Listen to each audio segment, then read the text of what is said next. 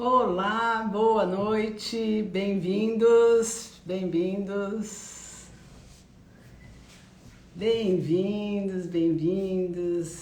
Bianca, Valéria, Renata, sejam todos super bem-vindos. Cleice, bem-vinda. Hoje o tema aqui tá quente, hoje o tema aqui vai dar muito pano pra manga aí para nós conversarmos. Boa noite, Cleice, boa noite, Marta querida, super querida, Luciana. Tô aguardando vocês chegarem pra gente começar a conversar sobre esse tema super importante. Lúcia, boa noite. Gigi, Lu. Olha só, pessoal, eu vou falar hoje sobre as mães narcisistas, sobre abuso tóxico em relação às mães com filhas e filhos, em relação à família. E a gente sabe que isso daqui é um tema que é muito mais comum do que nós podemos imaginar. E ele está muito mais presente nos lares, nos subterrâneos das vivências familiares. E quando eu falo subterrâneos é porque muitas pessoas vivem esse tipo de sequestro de alma desde o nascimento e sequer têm noção do caos onde estão. Então existe toda uma camuflagem e existe um abuso de poder materno, e a gente vai falar sobre isso e sobre as questões emocionais que envolvem esse abuso, porque os pais, a mãe, a gente está falando da mãe, Thaís, Renata querida, sejam super bem-vindos. Estou dando o comecinho dessa live, começando a falar. Boa noite, Renata querida, Dani. Então, estou começando a falar um pouquinho desse tema, que é um tema difícil, porque Laís, bem-vinda, Márcio. É um tema difícil, porque nós vamos falar das nossas mães, das nossas genitoras. E como que é isso daí dentro desse universo nosso, que nós temos essa situação que a gente parece que vem com chip de amar a mamãe, porque a gente precisa dessa mãe, e essa mãe é que ela vai dar o subsídio a nós. Até me deu calor esse tema, gente. Ela que vai dar o subsídio a nós todos como modelo desde o início da vida, desde que nós estamos na barriga dela para frente. E mesmo que não seja essa mãe biológica que te criou, essa pessoa que vai representar essa maternagem vai cumprir a mesma função, E a gente sabe que existem muitas famílias onde existem situações veladas, onde os próprios filhos não têm noção do que está acontecendo, é muito difícil. Eles já se auto-intitulam quando são os filhos que são os bodes expiatórios, que a gente vai falar um pouquinho sobre isso também, sobre qual papel que é determinado para cada filho, e vou falar um pouquinho também sobre a questão da transgeracionalidade, o que acontece que essas mães ficam tão perversas assim. Nós damos o nome de de mães narcisistas perversas. O que vai acontecendo? Eu vou falar sobre hoje sobre as mães. Aqui estão me pedindo para falar sobre se livrar do ex-marido psicopata. Isso daí tem lives, mas eu posso fazer mais uma live falando especificamente mais ainda desse tema, porque é um tema bastante importante e bastante sério também. Então, no caso dos filhos de mães narcisistas, né, as mães narcisistas, elas são as magnânimas, elas são a rainha do lar, e esse lar é o reinado delas. Então é um reinado onde elas deitam e rolam, abusam do poder materno e do modelo de segurança que elas podem dar para os próprios filhos. E desde muito cedo esses filhos, eles crescem, eles são modelados a servirem todos os desejos e todas as alterações de humor que essa mãe vai ter. Então eles nascem como para ter a utilidade de servir essa mãe.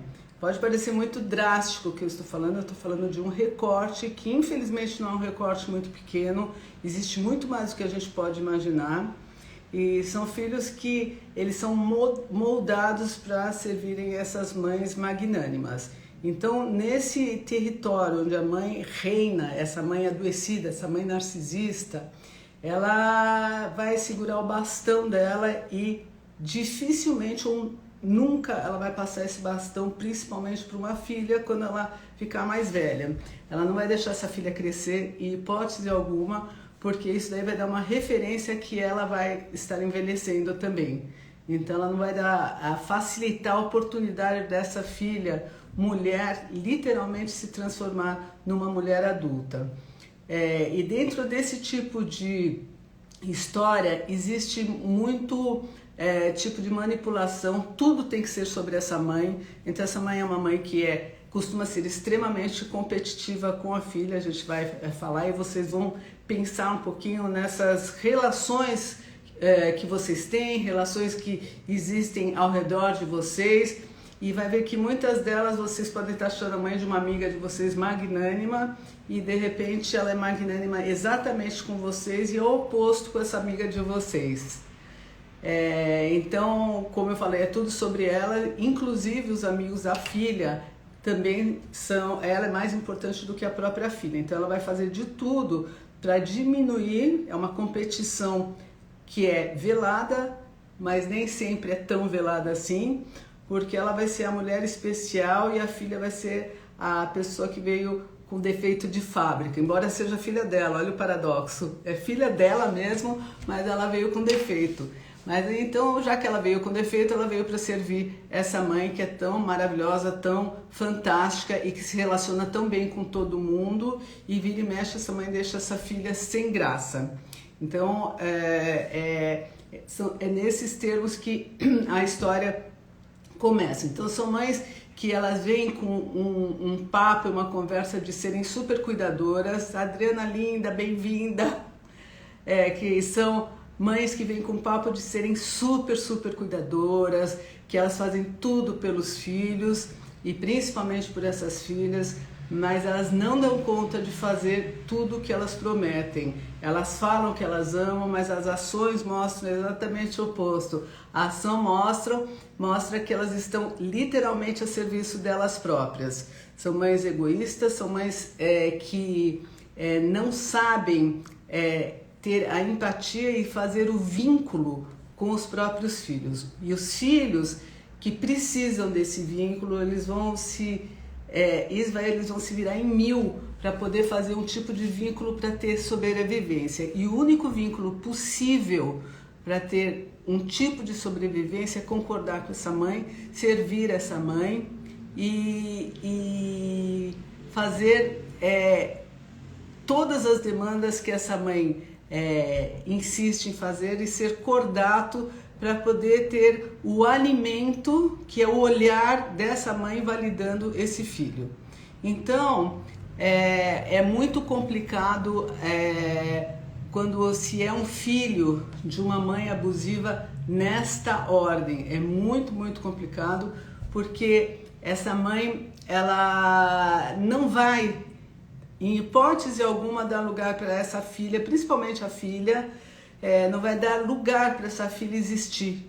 Ela não vai poder existir no mesmo território aonde que essa mãe existe. Então, tudo que essa filha precisa desse olhar de validação da mãe, quando a filha aparece em alguma circunstância, essa mãe vai ter a maestria de invalidar, de desqualificar qualquer coisa que venha dessa filha. Então, se a filha tem algum sentimento de medo, sabe aquela questão de bullying? É isso que essa mãe faz com essa filha. Se a filha se expressa, se a filha tira nota alta, se a filha tem amigos, todos os amigos vão ser desqualificados. Quando os amigos aparecem, esses amigos, a mãe vai ser mais sexy, muitas vezes ela se veste com roupas mais sexys do que, mais importantes do que essa filha, e essa filha nunca vai poder ocupar a cena da própria vida. A mãe ocupa todas as cenas, e essa filha é tão inexistente que não existem fronteiras. Então, o que a gente ouve muito falar, estou dando mais o cenário do que acontece, depois eu vou entrar dentro do assunto psicológico da trama, o que está acontecendo. Estou dando mais as substâncias, de detalhes do que costuma ocorrer. Então, assim, se a filha sente alguma coisa de desqualificação massiva, se a filha está com a porta do quarto fechado, não pode usar chave, a mãe entra, a mãe olha diário, é uma situação invasiva e a mãe fica cheia de direitos.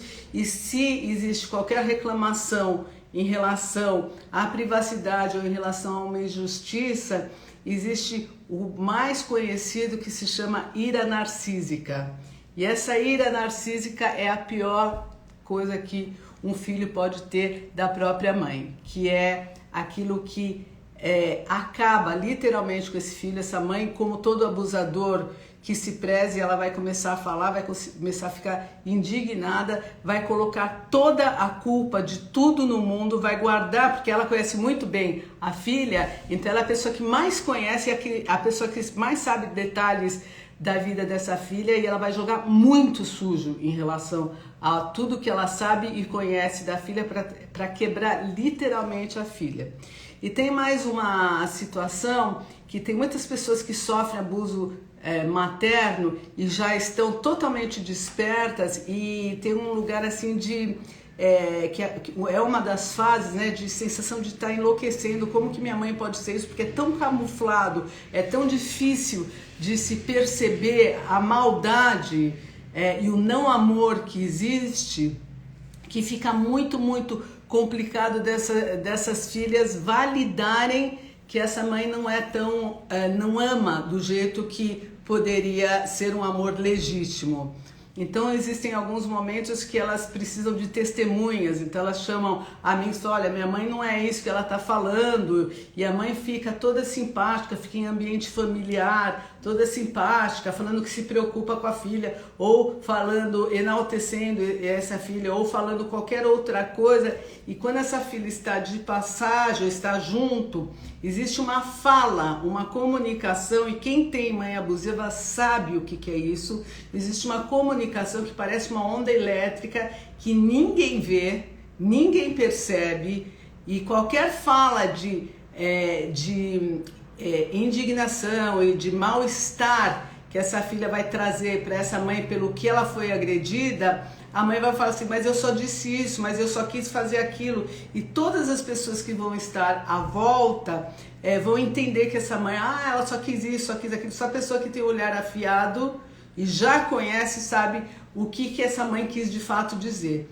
Porque existe como um fio condutor invisível que ele vai certeiro na filha para desmontar essa filha, e de modo quase que silencioso, mas é um choque elétrico, uma comunicação destruidora que só a mãe conhece e sabe que vai destruir essa filha, e é algo que é camuflado, é como se ninguém visse.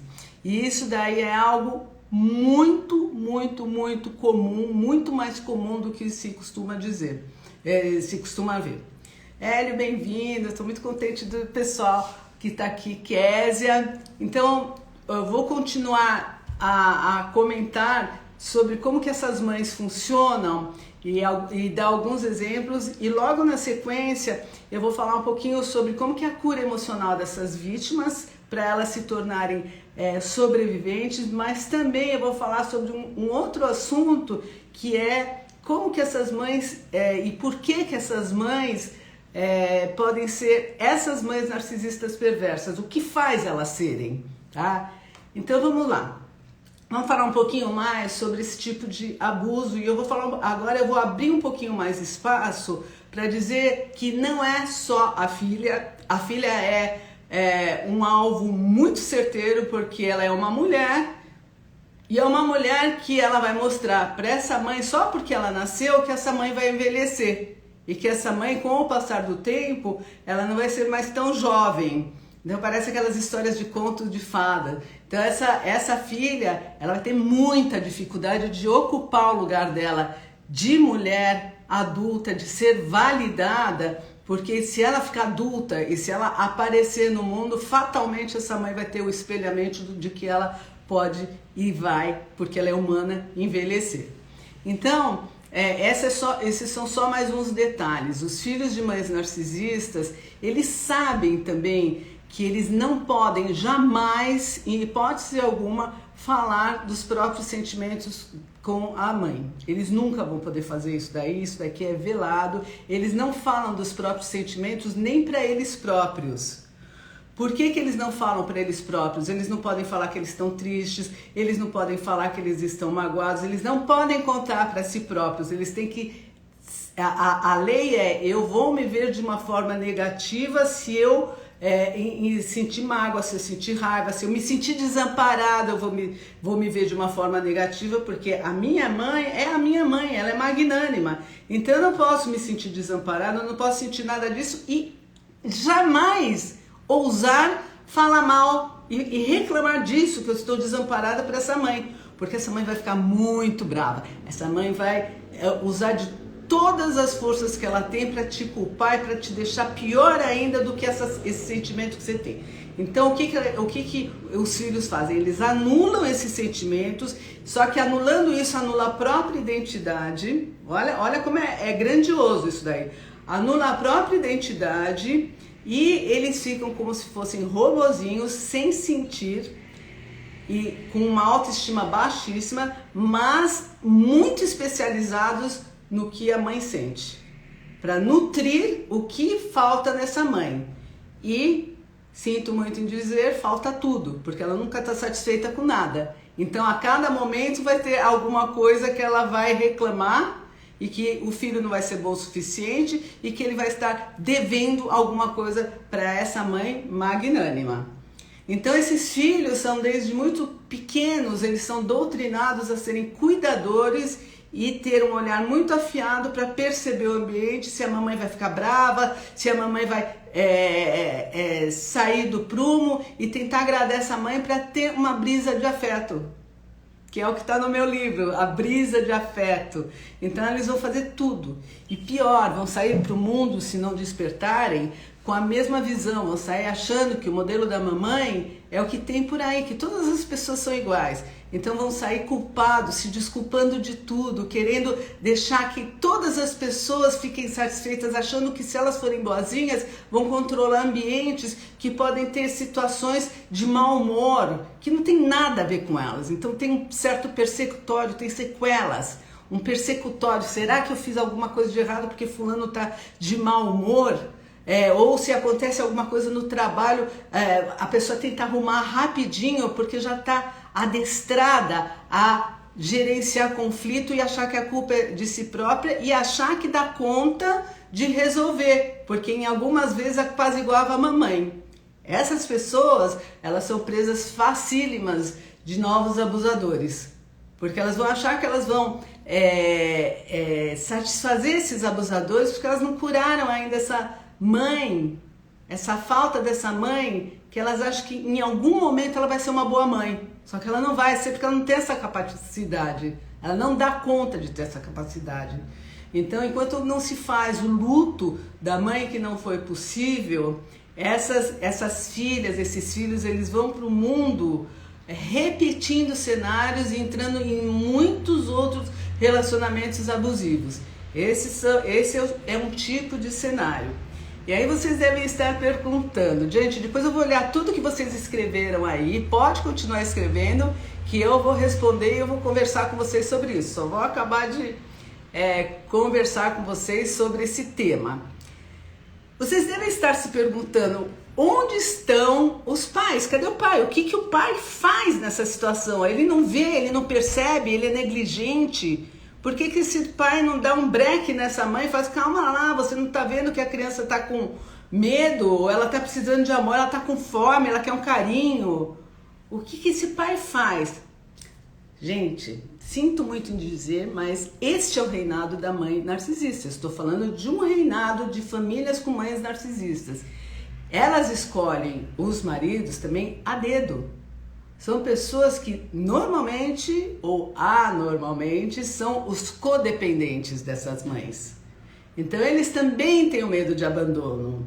Então, ou eles veem culturalmente, que hoje em dia não é nem tão frequente, mas também existe ainda nos dias de hoje, eles vêm culturalmente achando que eles têm que dar o suporte para essa mãe, eles vão trabalhar, a mãe cuida, ou mesmo quando eles não vão trabalhar, porque hoje em dia as situações estão mudando, mas eles podem ser muito mais esses codependentes que também sofrem a ameaça dessa ira narcísica.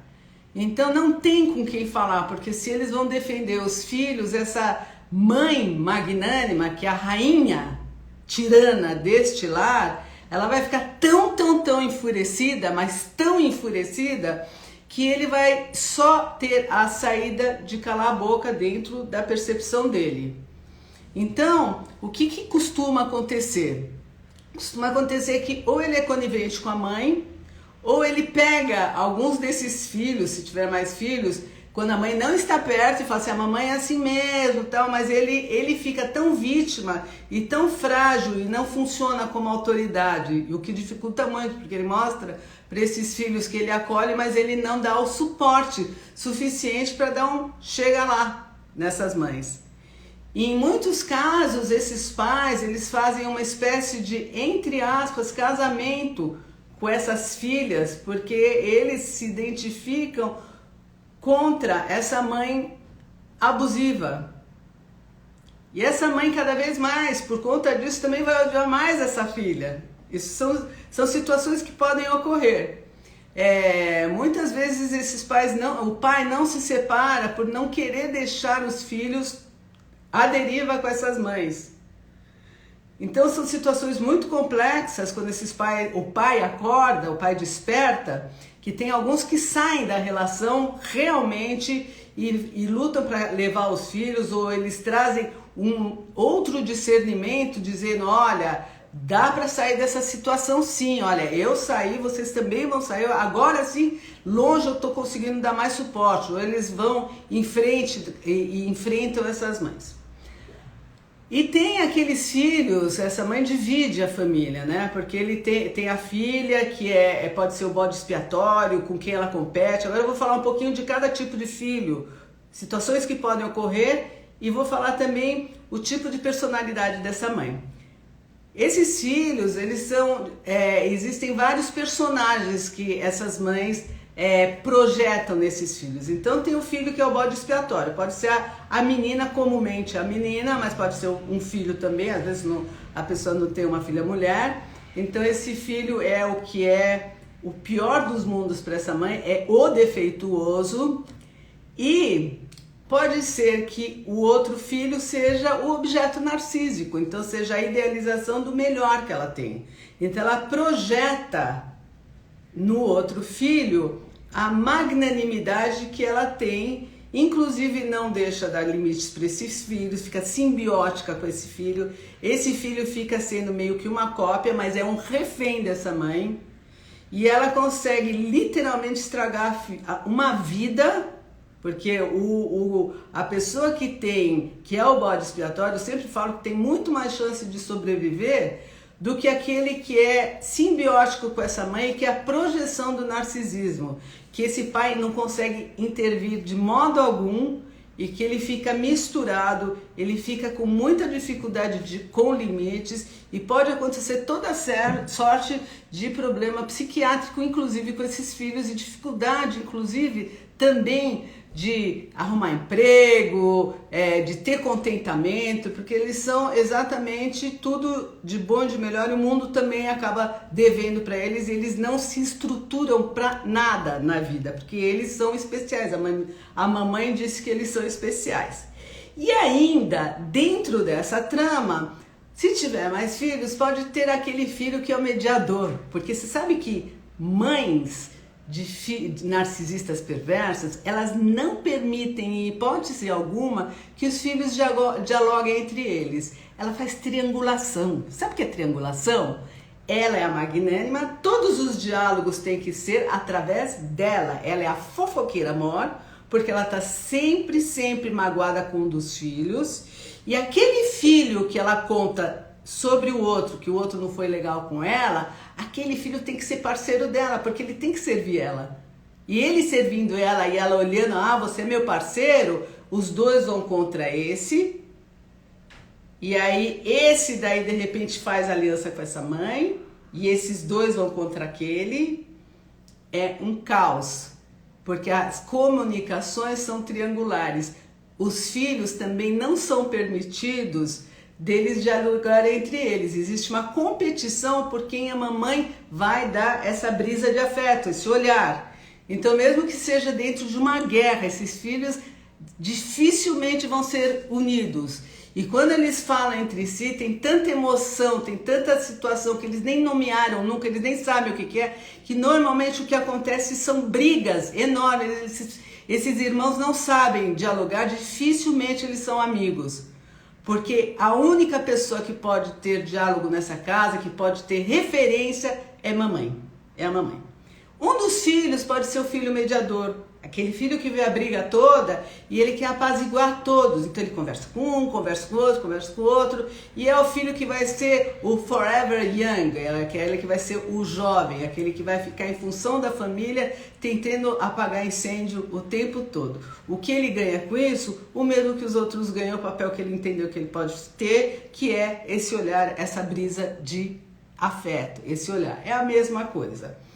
O outro filho é o filho negligenciado. Esse também é um desastre, é muito sofrido, porque é o filho invisível, é o filho que a mãe nem se dá o trabalho de ver. Ele tá ali como uma sombra, por acaso. Então é aquele lá que ele tá lá no quarto lendo o livro, a mãe vai lá e apaga a luz e nem se dá conta que tem alguém no quarto. É aquele que literalmente ele é negligenciado. Então, para vocês verem que essa trama, existe um monte de projeções onde tudo gira em função dessa mãe, é tudo sobre ela. Ela jamais vai admitir o erro dela, jamais. Ela vai entrar em ira, em fúria narcísica, ela vai se vingar. Se não for no momento, ela vai esperar um momento terrível para quebrar literalmente as pernas dos filhos, porque ela vai se vingar, ela guarda rancor, sim, e ela se vinga da maneira mais suja e mais baixa do que ela pode se vingar. Aqui eu tenho inúmeros exemplos, não vai dar tempo para dar esses exemplos, talvez em outras lives, mas agora vamos falar um pouquinho da patologia dessas mães, dessa patologia, porque parece que é a maligna, é a mãe maligna, e que ela nasce assim e fica assim. Pode até ser que ela nasce, a gente tem um monte de estudos que fala que tem funções cerebrais que já nascem alteradas, não é? E que dá para ver isso daqui fazendo exames. Essas funções da parte límbica, da parte de sentimentos, elas são totalmente alteradas, não tem muita luminescência, né? Elas não estão muito iluminadas. Então essa parte do sentimento ela não funciona como a maioria dos humanos.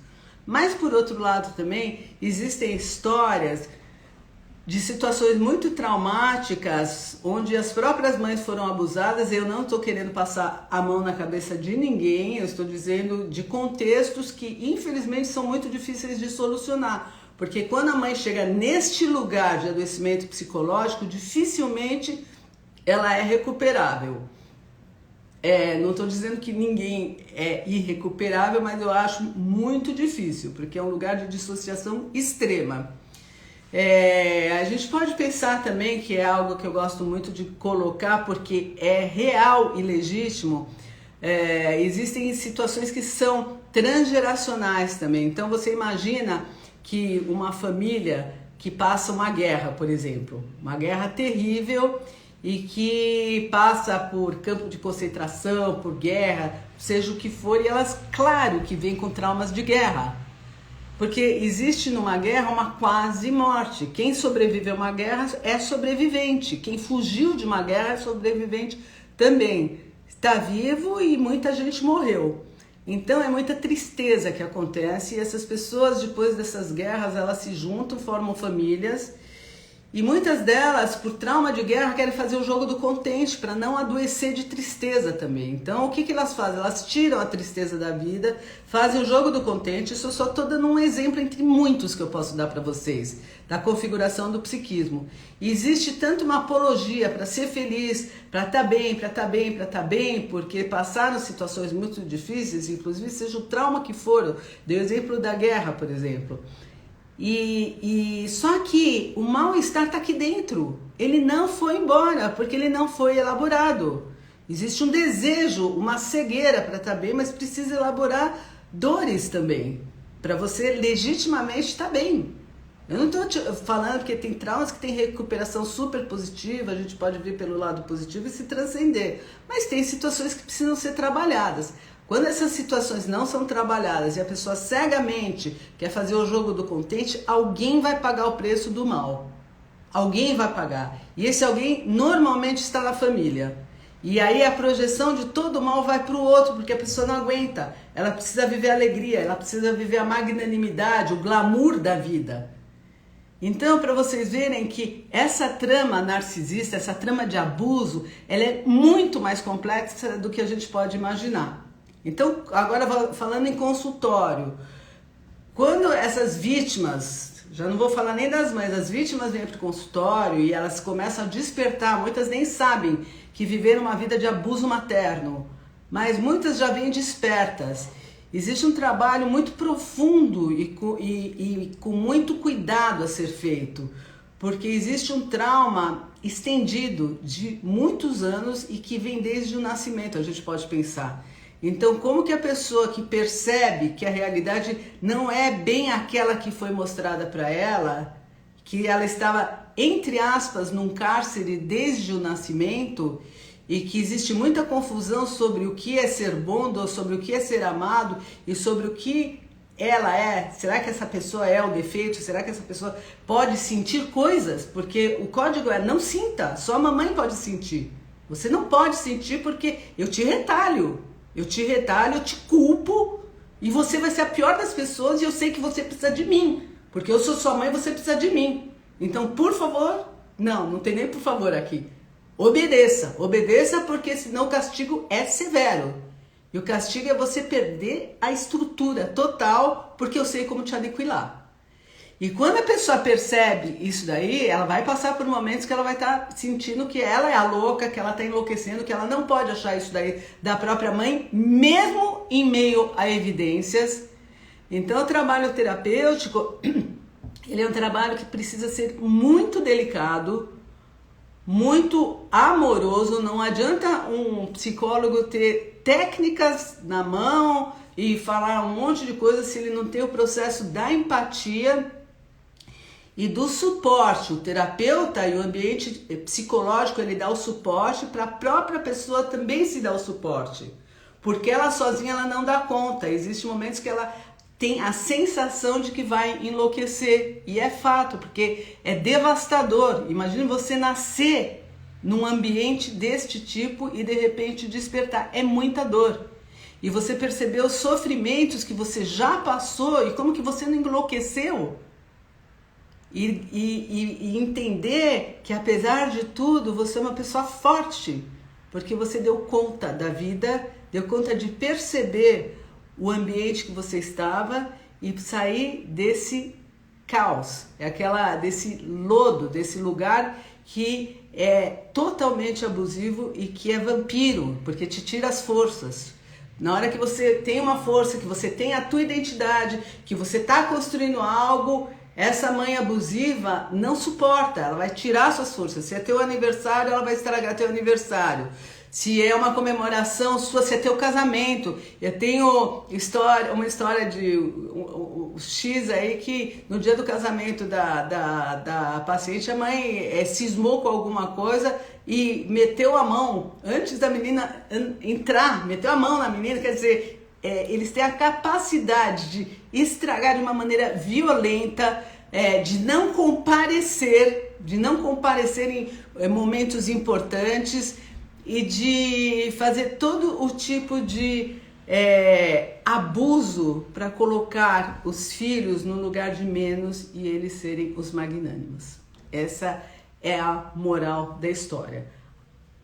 A bênção é que as pessoas podem se libertar e, na maioria das vezes, quando os abusos são muito severos, literalmente precisam de trabalho terapêutico. Eu me lembro, vou contar só 2 casos muito rápidos aqui que me veio em mente agora.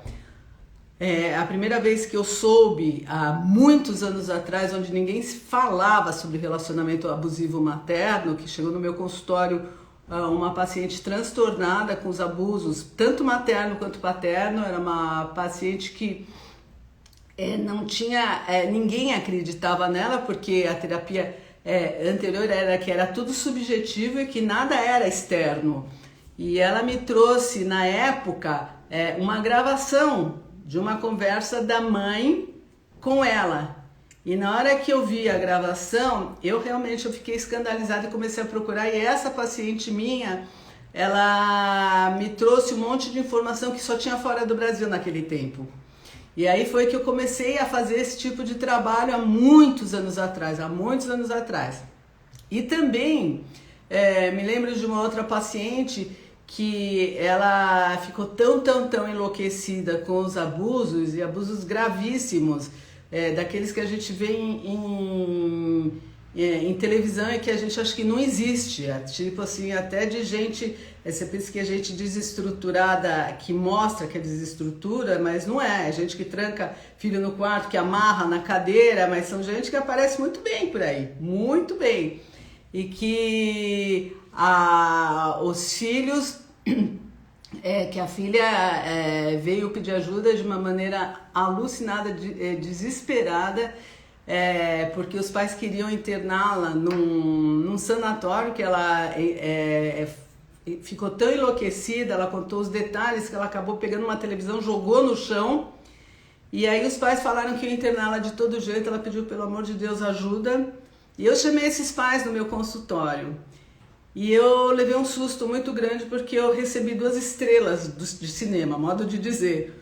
Porque eles eram tão magnânimos, tão fantásticos, que não cabia ninguém mais na vida deles. E aí ficou toda a cena exposta na família, e o lugar dessa menina que foi projetado como a pessoa que nunca não tinha hipótese nenhuma de ter um respiro. Então existem casos muito graves. Então o que eu desejo com essa live é que, olha, eu tô lendo aqui, olha, meus pais já me internaram domiciliar várias vezes. Então, tô dizendo que isso daqui existe muito mais do que a gente pode imaginar, e que é um alerta para quem estiver passando por esse tipo de abuso, que busque ajuda, que busque muita ajuda, que busque ajuda de amigos, que fale, que busque ajuda de terapia. Fundamental buscar ajuda de terapia. Leiam bastante, assistam essa live, espalhem essa live para ajudar as pessoas a se identificarem, porque isso é sanidade mental. Porque como os filhos, eles crescem sem noção de quem eles são. Eles têm uma crença muito negativa a respeito deles, e eles não podem sentir. Eles acham que sentir é pecado, que sentir não pode, porque se eles sentirem, eles vão entrar em contato com a verdade de onde eles estão vivendo.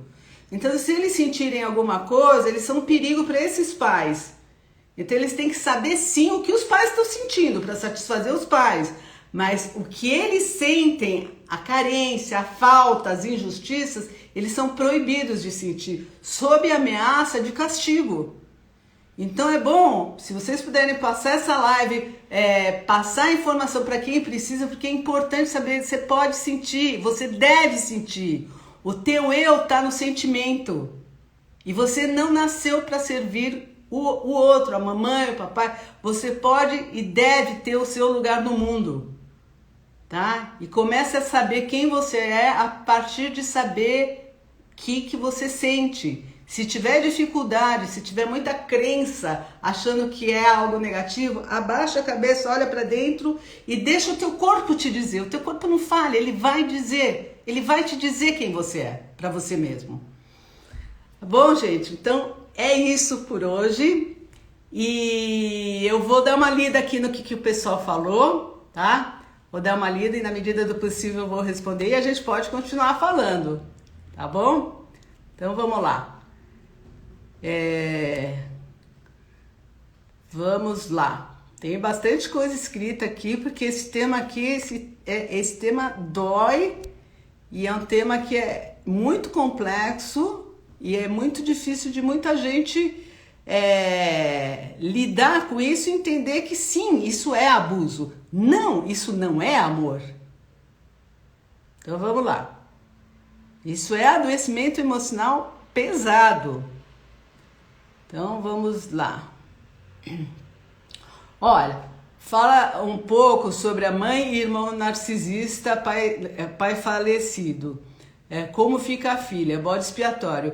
Sim, exatamente isso. Esse cenário é um cenário clássico. Pai falecido, a filha. Eu já vi histórias que filhas nessas circunstâncias, onde a mãe é narcisista também, o pai falece, que a filha vai embora da família e eu já tive pacientes que foram embora e a família que fica nem falou mais com essa filha e romperam as relações. Não que isso seja o que acontece sempre, mas eu já vi. Exatamente, a filha fica como bode expiatório. Sim, exatamente. Que mais aqui? Boa noite, ó. Como se livrar do ex-marido psicopata. A gente vai fazer live mais sobre isso. Vamos ver aqui mais. Olha, tem muita... Olha. Se existem estatísticas com relação aos filhos de mães narcisistas se tornarem narcisistas. O filho dourado normalmente se torna narcisista ou às vezes doente psiquiátrico mesmo. Quando a simbiose e a projeção é muito massiva, existe uma dificuldade enorme e existe sim muita tendência de algum filho se identificar com essa mãe, sim. E não é pouco isso daí. Aqui, sou bipolar e adoeci dentro de casa. Sou dependente financeira dela, não consigo emprego, estou presa em casa. Ela é oculta. Olha, gente, eu vou falar uma coisa. Essa coisa de narcisismo oculto é assim, todos são ocultos. Eu acho que todos são ocultos. Quem vê é quem conhece já. Todos são manipuladores. Vitimistas, ajuda todo mundo, dá tudo de material, mas afeto não existe. E provavelmente ela quer manter os filhos em volta.